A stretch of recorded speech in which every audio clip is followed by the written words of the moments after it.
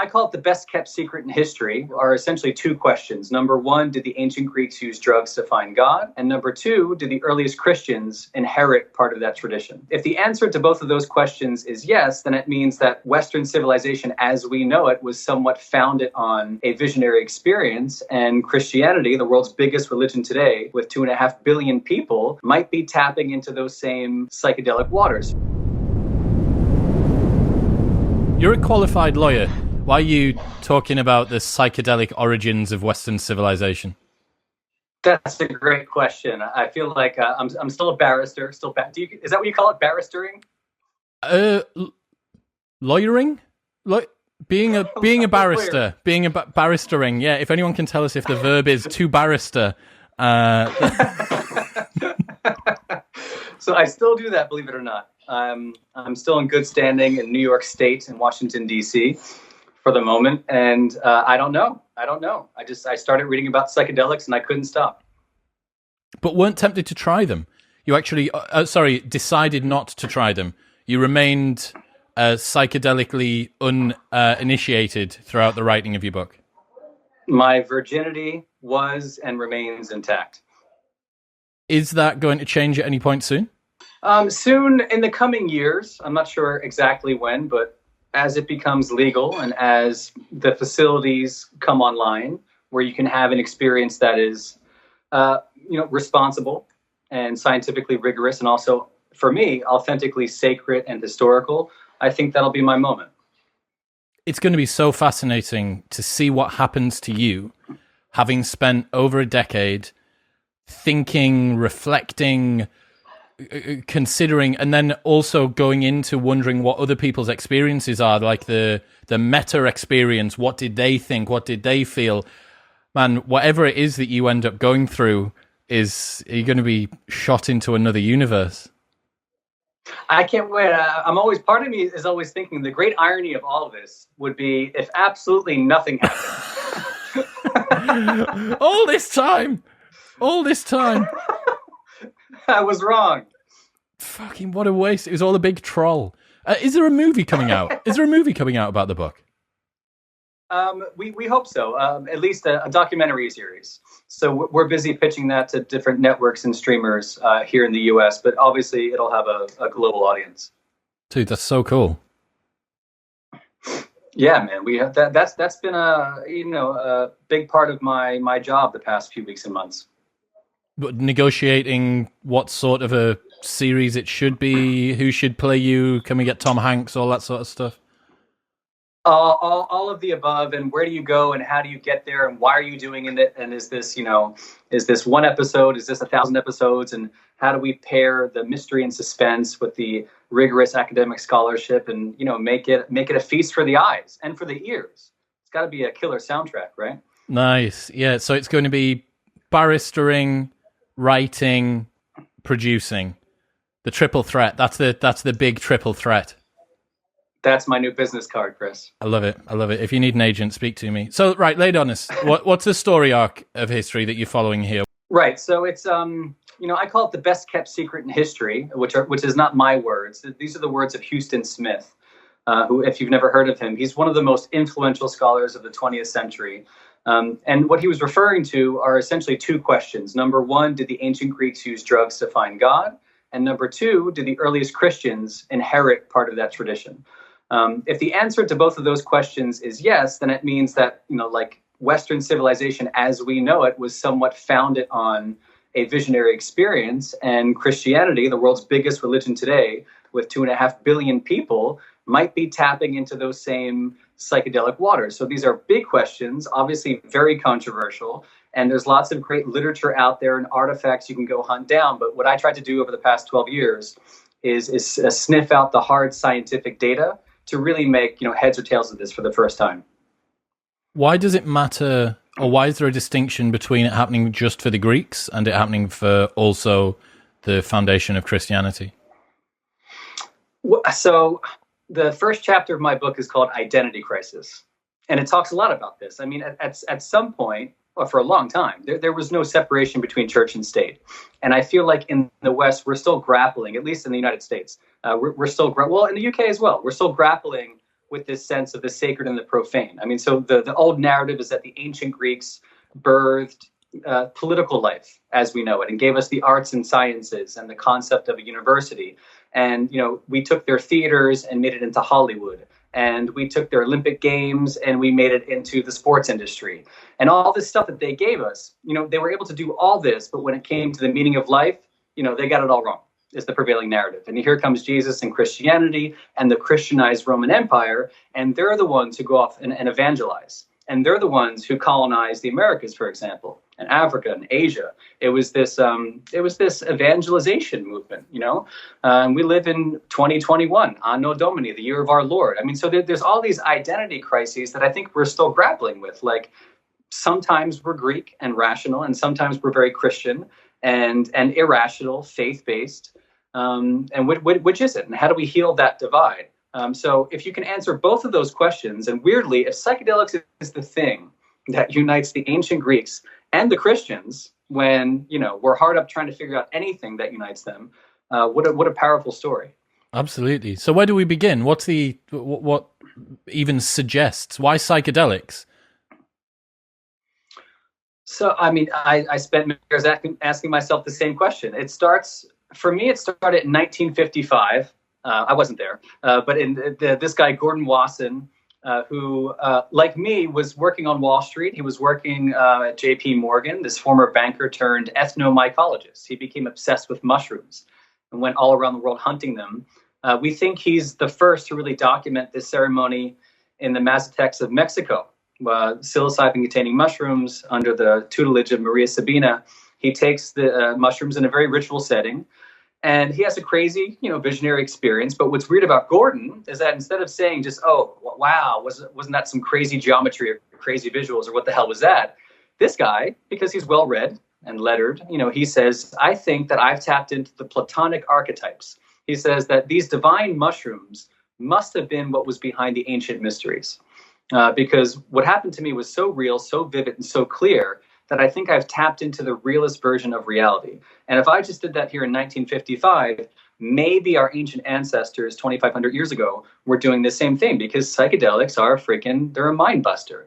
And so when someone like that is doing psychedelics and thinking about the classics and history, without doing them, I was relying on his testimony to kind of ferret out the same details. I was reading these studies coming out of Hopkins. Very similar kind of testimony. One and only dose of psilocybin, crazy visuals, crazy mystical insights. And the first thing I think of is Gordon Wasson and his theory that maybe the Greeks were doing this. And I flashed to this book from 1978, where they were spouting this controversial theory that psychedelics are the roots of Western civilization. And off I go. Why? Like that's a wonderful postulated theory from some guy that once did mushrooms, but that doesn't necessarily justify doing 12 years of a book on it. That's a good point. My wife mentioned something similar at some point. So that's my point. So where's the data? So in 1978, what they had was really interesting literary references around what was happening at Eleusis. And so for those who don't know, Eleusis is like the spiritual capital of the ancient world. It survives for about 2,000 years.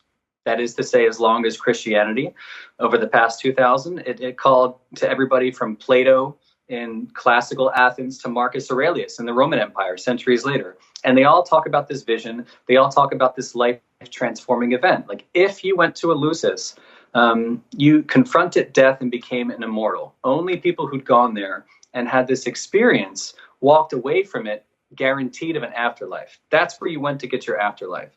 And so it's this really central, pivotal moment in Greek history, in the history of Western civilization. And there's some testimony from Plato and others that they saw this thing. And there's old poetry, like the Hymn to Demeter from a couple centuries before that, which talks about this magic potion. And it lists out the ingredients of this potion called the koukion.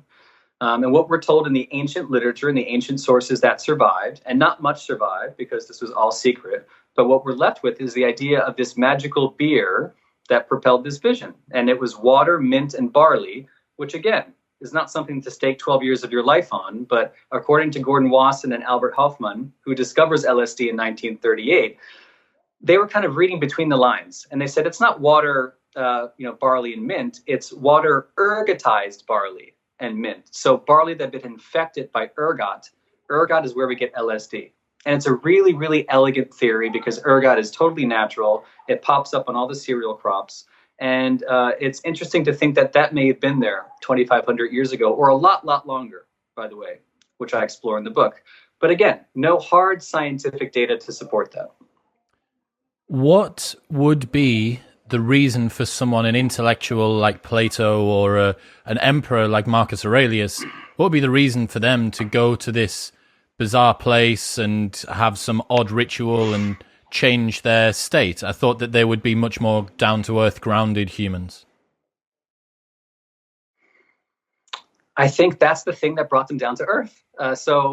Marcus Aurelius, classic textbook Stoic, he didn't just go to Eleusis. And again, this place survives from the ancient Greek times to the ancient Roman times. And Marcus Aurelius is the perfect example of why, because someone like him, we think he's one of the only lay people to go inside the Holy of Holies in this sanctuary, this temple at Eleusis. It was almost destroyed in the 2nd century AD, and he rebuilds it to Roman standards. He wanted to keep this thing alive, this thing that had spoken to his ancestors and all of our ancestors in the West, going back to ancient Greek times. There was something very, very powerful and very special about this place that's difficult to capture in words. But I think that, at the center of Greek existence was this idea that you can't think your way into enlightenment, or you can't read your way into enlightenment. If you read through Plato, what he says about philosophy, he says true philosophy is nothing else but the practice of dying and being dead. And so the concept that these Greeks were obsessed with investigating death, the same way they would investigate the other phenomena in the natural world. I mean, to them, Eleusis was more of a science than a religion. You went there to test the God hypothesis, to have this vision for yourself and peer back the veil on reality and see what's there. What is the die before you die quote? Can you say that in the original language for us? Right. So that comes to us in Greek, and it's inscribed on a plaque at St. Paul's Monastery in Mount Athos in Greece, one of the holiest sites in Orthodox Christianity. But I think it does tap back because of this Greek lineage into ancient times. And it goes, an Bethanis, prin Bethanis, denta Pathanis, otam Pathanis. If you die before you die, you won't die when you die. And I think this is the kind of thing that was practiced at Eleusis, this kind of near-death experience, this pre-death experience that many walked away from saying was one of the most meaningful events of their lives. And that ties in with what we're seeing at Johns Hopkins at the moment, right? That it's one of the top 5 most meaningful spiritual experiences that they've had. It's also being used as a tool to help avoid or deal with death anxiety for people who are perhaps terminally ill as well. Right. And I didn't answer your question, but that's why I went down the rabbit hole. So there's lots of ancient literature, testimony, data for what it's worth. But, in 2007 and 2008, I was reading those studies. And since then, this crazy statistic has remained stable. If you talk to Roland Griffiths at Johns Hopkins today, for example, he'll say that 75% of those volunteers over the past roughly 20 years, 75%, 3 and 4, will call their one and only dose among the most meaningful experiences of their lives, if not the most meaningful experience. And so not having done psychedelics, I can still look at that kind of stat and think there's probably something there. Can you describe, based on what you know and what the research has suggested, what Eleusis would look like? Let's say that we're a bird's eye view or in a drone and we can go around. What would be happening? Who would be there? Where is it? What's going on? Yeah, it's a pretty fun place. Or I think it attracted all kinds of different people. I think it was probably less Burning Man and more Fight Club.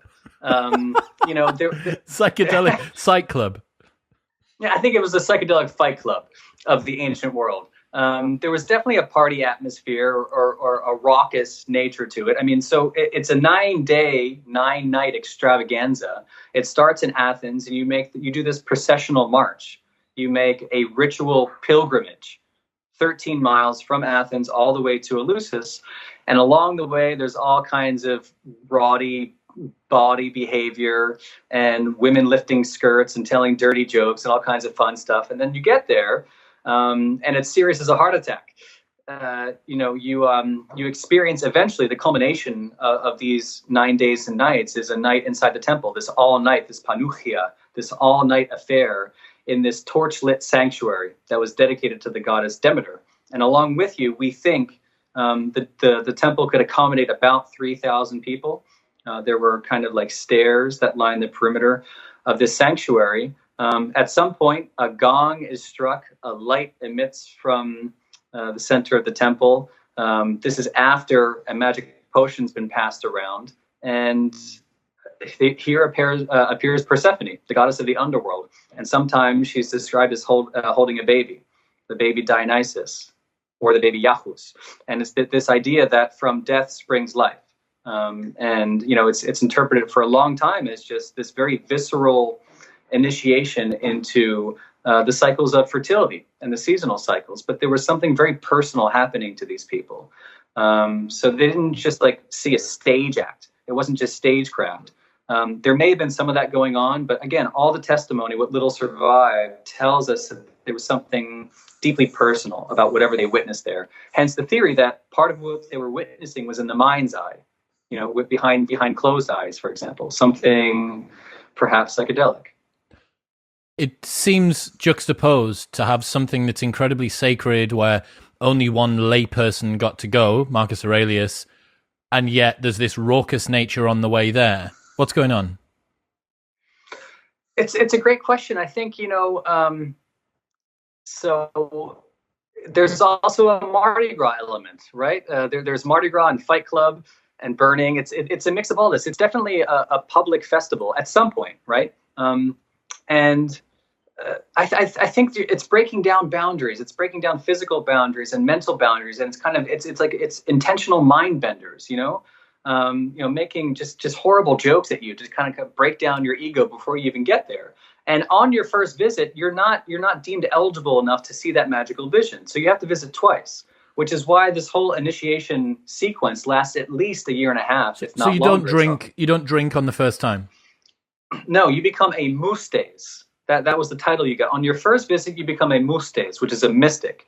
It's only on your second visit that you became an ephoptes, which in Greek is kind of like, somebody who sees it all. So it was a long, long process to get there. Part of it is intellectual instruction, and part of it is a really rigorous, physical, exhausting march, where you show up thirsty and hungry and just kind of beaten down. And I think those are the conditions after all that priming where maybe just the right medicine would put you into the state of mind to actually experience some kind of death and rebirth. Who would be invited? So technically, anybody could go under two conditions. You had to speak some ancient Greek, and you can't have committed murder. So if you're not a murderer and you know some Greek, you're in. Okay. So I run nightclubs in the UK, and it would be interesting if my door policy was based on that. Excuse me, mate. Do you speak ancient Greek, and have you committed a murder? It's like, well, I can whack some Greek out to you, but I'm afraid on the second card, mate, I'm going to have to go somewhere else. That might be the only nightclub where I'd be welcome. Perhaps indeed. What are the mysteries then? You talk about it throughout the book. What are the mysteries? Right. So eleusis is one example of the mysteries that existed in the ancient world. I talk about the mysteries of Dionysus in ancient Greece. There are lots of other mysteries at Samothrace, the Egyptian mysteries of Isis and Osiris, the mysteries of Magna Mater and different cults from the Near East. I mean, if you had to break it all down and say something very simple, I would say that these are ceremonial experiences of death and rebirth. So something is happening where you're shedding your identity, and you're losing that identity in some kind of ego-dissolving event, and you're being reborn, reawakened into a new identity, and that identity is something that is in accord with the natural world and in accord with the cosmos. So clearly there's an experience happening there. That's why I always say an experience of death and rebirth, not just like a crazy theory or something you were listening to, but a real visceral experience. Why was all of this, if it's such a transformative experience, 3,000 people going, is it annual? Is it every year? It was, we think, around the fall equinox once a year, every year. Got you. And it was lasting for quite a long time. And there's multiple different of these mysteries. If that's the case, why is it seemingly kept hidden then? Like, sacred religion is written and repeated everywhere. Why is this sacred ritual not? I've been asking myself the same question for many years. I mean, so I'll tell you, I've been asked this question before, but I'm going to answer it differently this time. I'm going to say this. I think that, because the way I describe it, this ceremonial death and rebirth, my personal belief is that I think there was something to do with the anticipation. And I think that if you know what's about to happen to you, it takes away some of the magic. And I think part of the reason this was kept secret is because you're not supposed to know what's happening to you. So imagine, if you will, like initiation into a secret society, right? And, you come into the sacred chamber and you see a pool filled with alligators, hungry alligators. And, your mates tell you, you got to hop into that pool and get out the other side. And then you're one of us. And you say, holy shit, why would I do that? It's a death sentence. And so you hop in, you get through the whole thing, and it's the most terrifying experience of your life. And out you come reborn. Now, if you'd been told beforehand that those alligators were perfectly well fed and didn't want anything to do with you, it would kind of take away from the experience. And so I think eleusis is something similar. There was this priming going on, and this anticipation that was being built up, and this mythology that was transmitted from generation to generation. If you know exactly what's going to happen, if you know you're going to drink this potion, and it's not going to kill you, but it will, mess with your senses for a while. If you're told, every detail of that, I don't think it's as special. Why, in that case? So I understand why it might have been kept quiet from the people who were going. But in terms of noting things down in history, if you've got over a couple of 100 years, several thousand, tens of thousands of people perhaps attending this, you would have thought that it would have been easier to find the most transformative experience of 30,000 people's lives. Why are you scrabbling for little scraps of paper and having to go to the Vatican and run off to Greece and ask to do testing on the inside of pots and stuff like that? Surely it would be written everywhere. Well, I mean, I'd ask the same question about Jesus. I want to know what Jesus was all about in this religion of 2.5 billion people. And the guy never wrote a goddamn word down. And so we're left with these 4 somewhat contradictory gospels that are written a generation after his death. We're left with the epistles of St. Paul, who never met the guy in the flesh. He receives all his information in these visionary experiences. And yet it's the world's biggest religion, man. It's 2.5 billion people. And we don't have a word from this guy. I mean, how is that possible? Very, very good point. So what happened? Like, you've got this amazing transformative ceremony. Why is it still not happening today? So there's a lot of different answers to that. Part of the answer, I talk about this in the book, part of the answer is the Christianized Roman Empire. The Christian emperors weren't too happy with eleusis and the other pagan traditions stalking around, messing up the show. And so by the end of the 4th century AD, a number of decrees are issued in the second half of that century trying to do away with this stuff. They try to do away with nocturnal ceremonies, which would include eleusis, and then it comes back. And, a lot of the old libraries and statuary kind of disappear, not exclusively at the hands of the Christianized Roman Empire, but there's this generational loss of knowledge. And to your point, if nothing's written down, there's no doctrine, there's no dogma, there's no records for this stuff. If anything's going to go up in smoke pretty quickly, it's something like these mysteries. Have you got any idea of what the last time it happened would be? You said it went away, came back? More or less. So in the last decade of the 4th century AD, 392, more or less, is the last time I think we see this celebrated in a ritual way. And how's the banning of these rituals described? Like, what went on? Was it burning down the temple and... See, at some point, this is why I say you can't exclusively blame the Christians. At some point, the barbarians get their hands on eleusis. And the big question is, how did they just march in and take this place down? Well, they did it once in the 2nd century. It happens again at the end of the 4th century. But, part of me thinks that the Christian emperors kind of opened the gates and just let the rioters stampede. So why does this matter? Like, what are the implications, if it's true, the broader implications, other than Plato and Marcus Aurelius and a bunch of other famous people that we know about had a great time? Because what if this is the real religion of the ancient Greeks? And what if this identity crisis that we have is a false one? What if the people who created the foundations for our life today were the same people who were very obsessed with finding out a meaning for life? I mean, what if it, in addition to our faith traditions, in addition to the Bible and the New Testament, what if in addition to all that, these ancient philosophers and mystics had ideas that weren't that distinct from Christian mystics and some of these heretical sects like the Gnostics, or some of the very mainstream followers of Jesus? I mean, the big question I ask in the book is, is the ancient Greek of the pagan world and their rites and practices at all related to the ancient Greek of the New Testament and their rites and practices? And, again, Greek is the sacred language of Christianity. And so by looking into these mysteries, what I'm really studying is what's called the pagan continuity hypothesis. Was there something about Plato and the rest of them and his philosophy and these rites at Eleusis? Is there some of that actually made its way into Christianity, into the earliest Christian communities that we know for 300 years were practicing secret, illegal, mystery traditions inside private homes and graveyards? I mean, there's a lot of crossover. It seems to me, looking back at what I know about Greek philosophy and what I understand about Christianity, that they do seem like two pieces of opposite puzzles, or of the same puzzle perhaps, that you had this incredibly grounded, very virtuous, not too woo-woo. There was limited, at least in my experience, to do with the Greeks. They had their gods, but it wasn't a sort of a personal, transcendent type of philosophy with regards to that.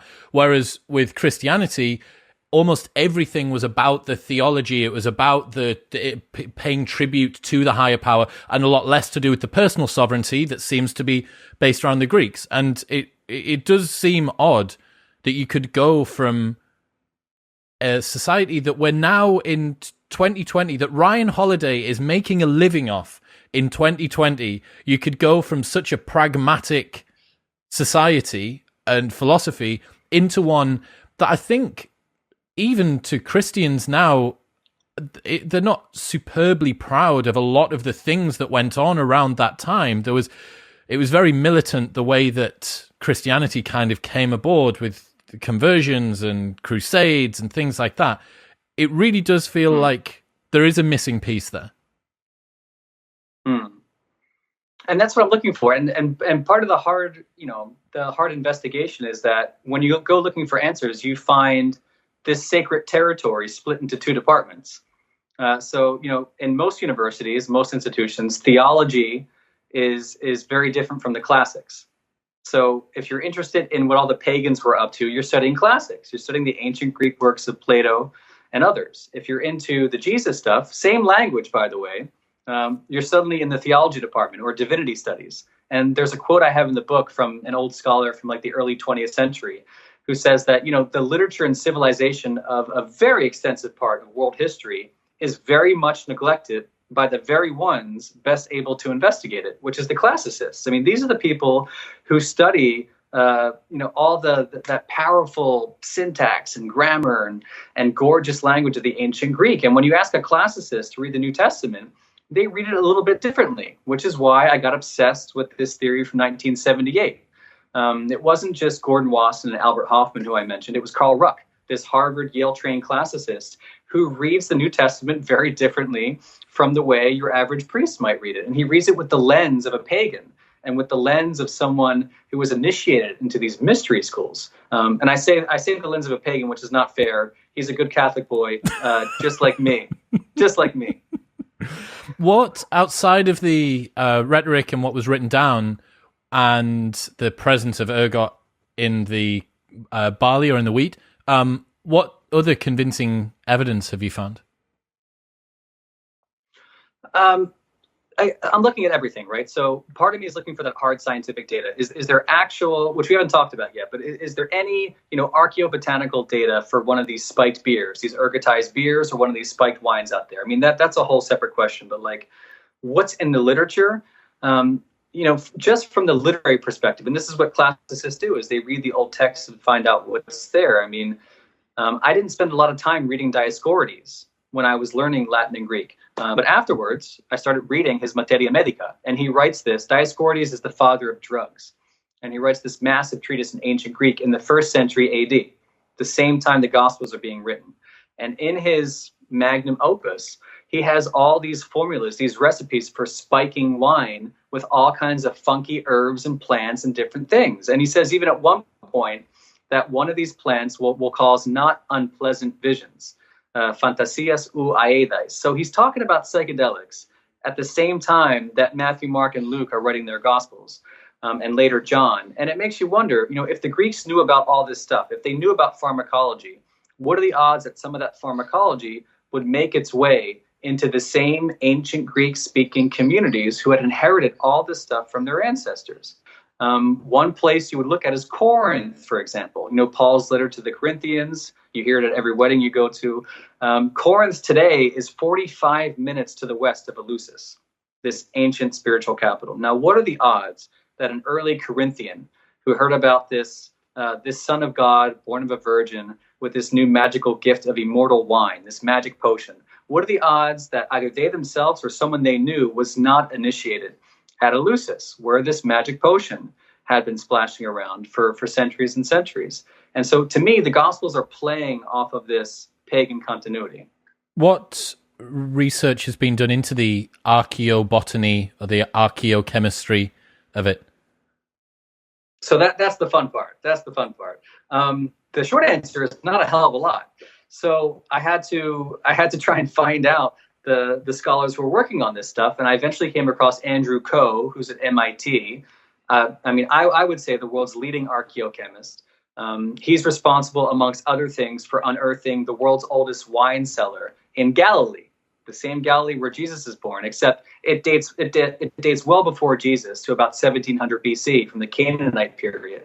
And it's wine that, again, through gas chromatography, mass spectrometry, they're finding is spiked with all kinds of funky stuff like honey, storax, terebinth, cypress cedar, et cetera, et cetera. Now, you might say, oh, it's just interesting, aromatic, flavor profile enhancing type stuff. And that's certainly true. But the big question I'm always asking Andrew is, were there other psychoactive additives, psychotropic additives?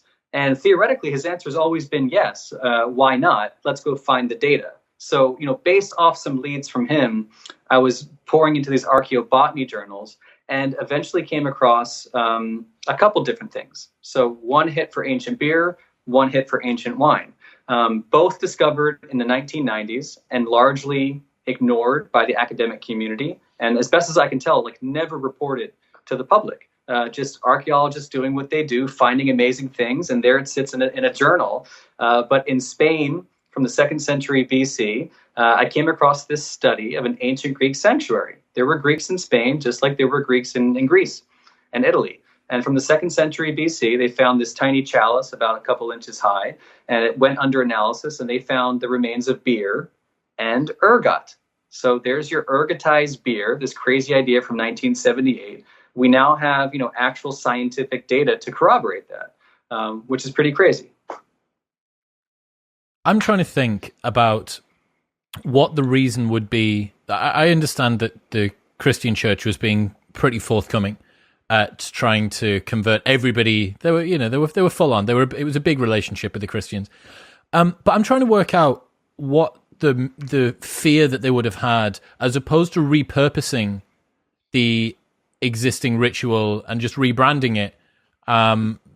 Why they would get rid of it. And I think I've heard you talk about this before, that it would taking a psychoactive substance gives you direct access to God in one form or another. You no longer actually need the medium that is the church or the priest or the religion at wide. It's you and him speaking directly to him. Is that your sort of conception of it as well? I think that's part of the answer. It's hard for me to figure out what was going on in the 4th century. And I think I'm on record saying something like, I sympathize with the church fathers. And I'm not sure what I mean by that. But, but they were in the business of church building, which at the time is in the business of nation building. And how do you do that with this secret illegal cult where people are meeting in private with no standards? Who the hell knows what's going on behind closed doors, or literally underground in family catacombs? mean, this is where Christianity took root, in private houses and catacombs for 300 years. There was no brick and mortar churches. There were no physical basilicas until Constantine in the 4th century AD. So once it comes above ground, literally, and once Christians aren't being hunted down by lions, how do you get this faith off the ground? And I think that you need standards and you need dogma, which is why all these church councils get together and they figure out which books go in and which don't. And yeah, there was a hack job going on. I mean, there was, the Gnostic literature disappears. All these texts from Nag Hammadi, Egypt, for example, that were dug up in the middle of the 20th century, and these beautiful, beautiful testimonies that talk about a different Jesus, like in the Gospel of Thomas, or the Gospel of Mary Magdalene, which is now, I think, over 125 years old. There were other versions of the faith out there, and slowly but surely they start to disappear in the 4th and 5th centuries. Now, again, part of that is the church trying to do what it does, which is, build a bureaucracy, create something coherent, which they've never been able to do successfully, right? This is why we have the schism between the Catholic and Orthodox, and then we have the Protestants, and now we have the evangelicals and everything else. I mean, it's hard to hold this thing together. What I sense in the early years was an attempt to cohere a religion that was very much in danger of disappearing. And along with that goes all these secrets and all these mysteries. Talk us through your experience researching in the Vatican. Obviously, this sounds pretty heretical. Why did they even let you near Rome? I don't know. That's a good question. I'm still trying to figure that out. So what do you do? Do you email the Pope? Do you send him a DM on Twitter? What happens? Yeah, I was like, Frank, it's Brian. You got some cool stuff. I'd love to see it. It's not that. I mean, it's very difficult to get your way into the Vatican secret archives and the catacombs. I was very honest with folks. I talked to the archivist at the secret archives and the archive of the Congregation for the Doctrine of the Faith, which holds these Inquisition records. And I went underground with this Vatican archaeologist to look at the frescoes in these catacombs. And I would tell people, here's my crazy idea about this psychedelic Eucharist. And I think it's just as crazy as you do. And because I don't know, I haven't seen the hard scientific data for it. I'm out there looking for it all over the Mediterranean. I'd like to know if there's any evidence here. So part of it is just asking them if we could test different vessels and different chalices, which they're sitting on in the hundreds of thousands, in their own handwriting from the 16th century or the 15th century. Is there a mention of these magical potions? And the short answer is there is. They were hunting and targeting witches, at least partly because of their knowledge of these traditional healing mechanisms, and sometimes visionary medicines. So it's all there preserved in the literature. What does it feel like being underneath the absolute epicenter for the Christian faith, rooting through? I mean, you're in the necropolis, which is this sort of bit below the Sistine, not below the Sistine Chapel, below the Vatican, right? And there's multiple. The St. Peter's. Is it below St. Peter's Basilica? Just multiple layers below that. What's it feel like? You must have been. It's proper Dan Brown shit. It was. That's what I said to the priest who was with me. This is Dan Brown shit. And I felt like I'd never get out. Like there was there would be the clank of a gate, and that'd be the last time I breathed fresh air. They're all cool, man. Everyone's very cool in the Vatican. I might be one of the few people to say that, but everyone, they're all super cool to me. In the Officio Scavi, the excavation office there, I was looking at what could be one of the first mosaics, one of the first representations of Christian art directly under St. Peter's Basilica, in one of these tombs, the tombs of the Julii, and there you see these vines just curling all around this figure seated on a horse. And I'm not the first person. Art historians have said there's a real mix-up here of Jesus and Dionysus, all these Dionysian vines, whirling their way around this mosaic. It's hard to know what to make of that. And it's hard to know what was going on down there because from the records we have, there was some pagan shit going on underneath the Vatican in the early days. This is where they went, like other catacombs, to commune with the dead. They went there to meet St. Peter. Before there was a St. Peter's Basilica, they went there to camp out amongst these graves and host these parties, which the professor emeritus of history at Yale University, calls chill outs. They went to have chill outs with the dead, to drink their wine and have a feast every day in some cases. So, I mean, Rome was a fun place to be. How does the mysteries at Eleusis relate to the Holy Sacrament? I mean, well, there's the big question. And how I try to answer that in the book is by using the mysteries of Dionysus as the translator. So you have all these mysteries at Eleusis, right? And it's these pilgrims making this march, drinking this potion, having this vision. It's all administered by the state. So even though it's technically open to lots of different people, as we mentioned, it's a very formal event. At some point, you have the mysteries of Dionysus, and it takes the concept of a magical potion, takes it out of the sanctuary, away from the temple. So where are the mysteries of Dionysus being celebrated? Outdoors, open air churches in the forests and mountains. It's people getting smashed in these drunken orgies in honor of the god of wine, right? And then here comes Jesus, not too long after that. In fact, at the same time, I mean, in Galilee, ancient Israel, ancient Palestine, you will find images of Dionysus all around Galilee. I mean, so, his cult was there at the same time that the cult of Jesus was just gathering steam. And what is Jesus doing with this magic potion? He's saying, not only can you take it out of the temple, not only can you take it to the open air church, but take this magic potion that makes you immortal, nothing less than that, and take it into your dining room. So I think by domesticating these mysteries, I think that for some early Christians, I think that's how they would have read the early accounts of Jesus. Here's this guy taking an immortality potion, that's his blood, the same way that the wine of Dionysus was described, by the way, the blood of Dionysus. And he's taking it inside the dining room and saying, you can celebrate this at home. It's okay to do this at home. Because at the time, that was a sacrilege in Eleusis. You were not allowed to celebrate that at home. We have accounts of people trying to do that, and it was this massive scandal in Athens. And so here comes Jesus with a new model to preserve, in some cases, these mysteries. Well, you see the imagery of the Last Supper, and you've got... Everyone looks fairly cozy, they look pretty merry at that situation. I'm aware it's not a photograph. No, but we have the accounts, aside from Leonardo's imaginings of it. It's the Eucharist, the Last Supper is recorded in Matthew, Mark, and Luke, and in John it's weird. In John it's different. It's Jesus giving a sermon outside, but he's talking about the same thing. He's talking about his flesh and blood.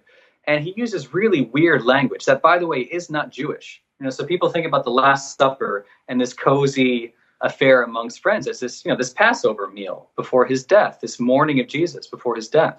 I can't think of a single Jewish dinner where human flesh and blood is being served. And yet here comes Jesus saying,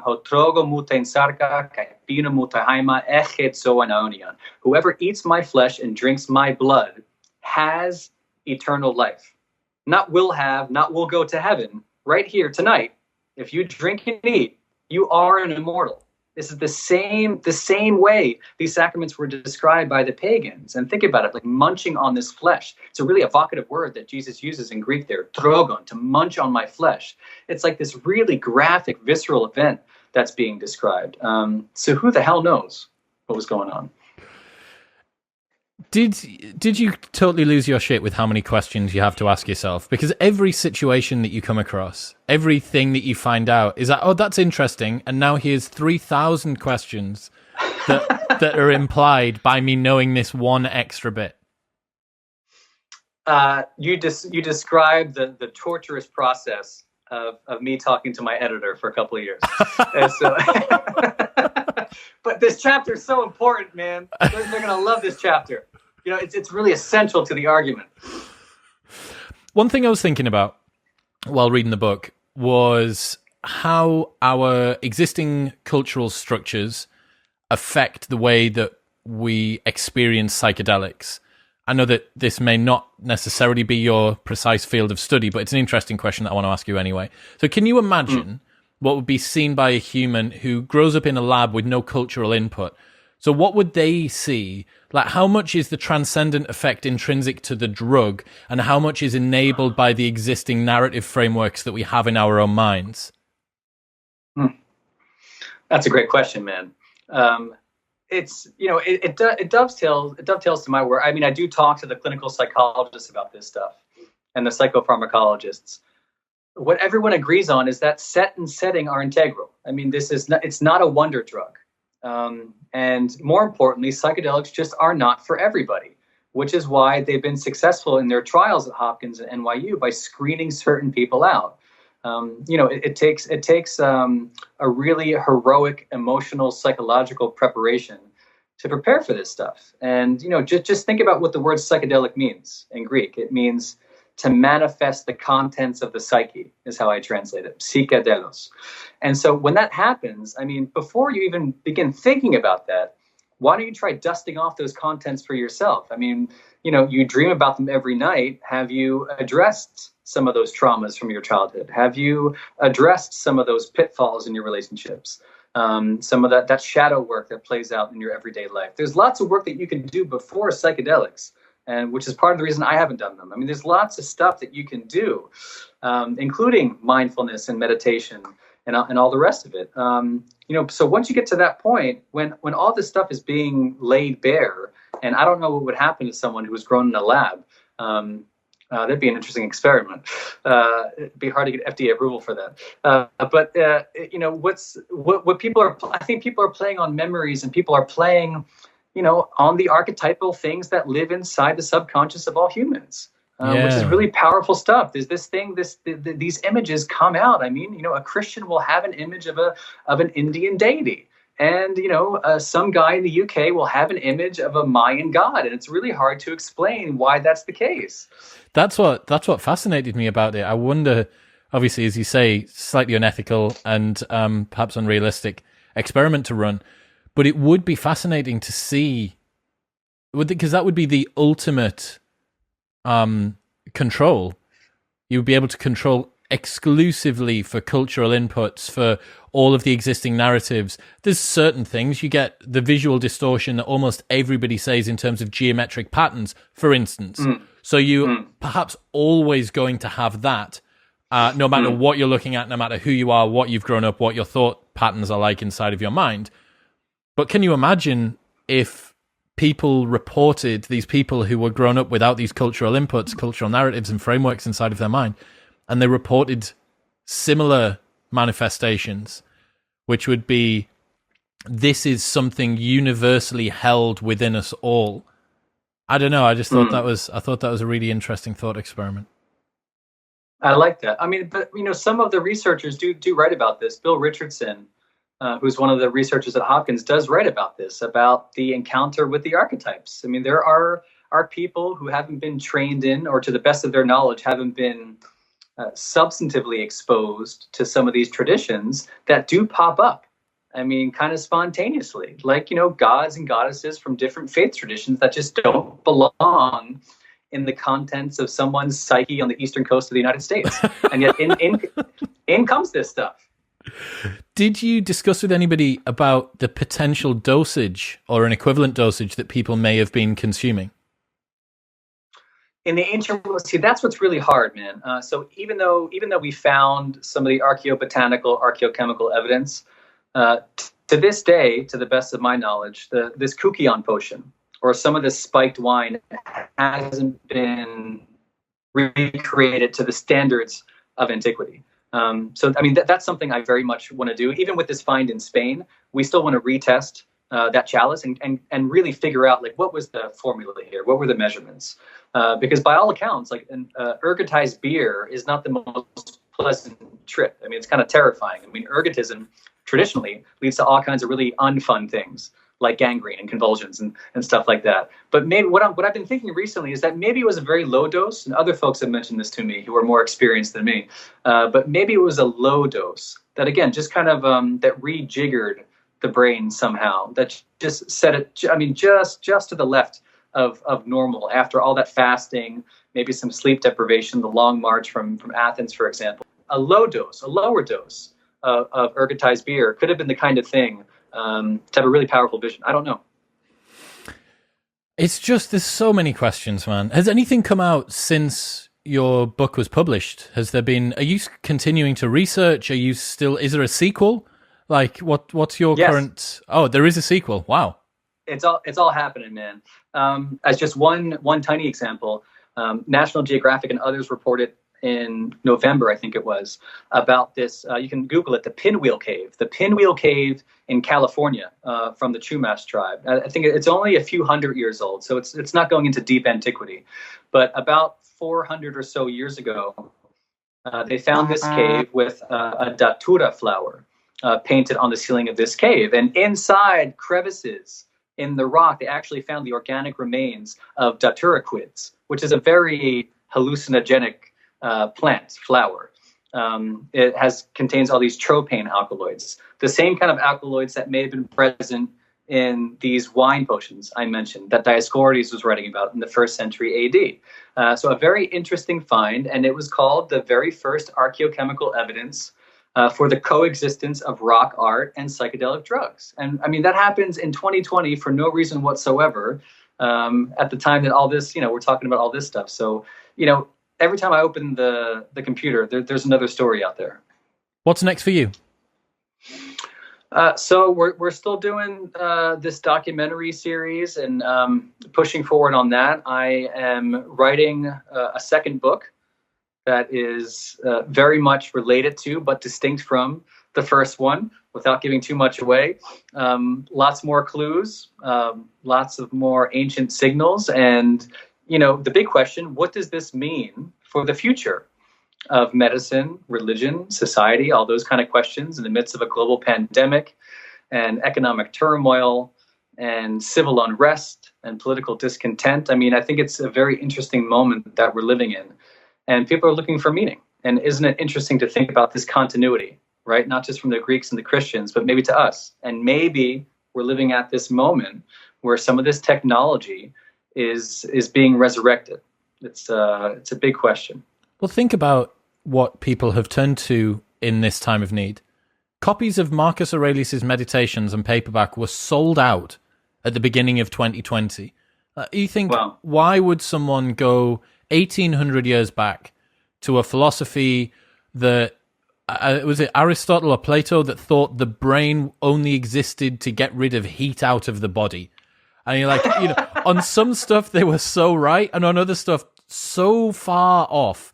Germ theory hadn't gone through. When, as Marcus Aurelius is dying from the plague, as he's caught in the Antonine plague, he's struggling to breathe because of the amount of incense that's burning in the room, because they thought the incense would get rid of the plague. It would help to get rid of the air particles in the air. And all that they were doing was forcing Marcus Aurelius to smell like someone's awful auntie's house. Like the spiritual auntie who's always burning incense. It was just like forcing him to do that. So on one side, you have these people who are obviously incredibly detached from what we understand now. And yet the more universal elements, the things that they were able to observe more accurately, human nature, meaning, flourishing, what does it mean to be virtuous, to have temperance? Those things are what people in 2021 are going back to. They're relying more on the writings of Marcus Aurelius than they are on anybody for the last 1800 years. And this crescent, this story arc that we're coming back to, psychedelics, precisely the same. If what you say is true, if what you've discovered is correct, and it's taken us around about 2,000 years to start using therapeutically something which could have aided the last 2 millennia of human civilization, then we have a lot of catching up to do. And it is just fascinating the way that these things are coming in full circle. I agree. That's beautifully put, man. I couldn't say it better than that. You just wrote the back cover. That's perfect. Fine. That's. I'll give you the rights. We can discuss deals off air. Man, I've loved today, Brian. It's so fascinating. Your dedication to this, you've been told it a million times, but your dedication to this project is ridiculous. It's psychopathic. And in the good way, in the great way, not in the Brian Rose from London Real way. Where can people go? They want to keep up to date with what it is that you're doing. Where should they head? I'm not going to spell my Romanian name, so I'll say theimmortalitykey.com. If you go to theimmortalitykey.com, you'll see my homepage there, and it links to all my social media. So I try and keep it updated and I'm usually terrible about it, but I'm better on Twitter and Instagram, so you can see some updates there. Everything will be linked in the show notes below, including a link to the Immortality Key, wherever you can get a hold of it. Man, I'm going to have to get you back on. We're going to have to talk about the new book and when Tom Hanks decides to accept the role and whatever new discoveries we've got. So round 2 will happen soon. I'm there, brother.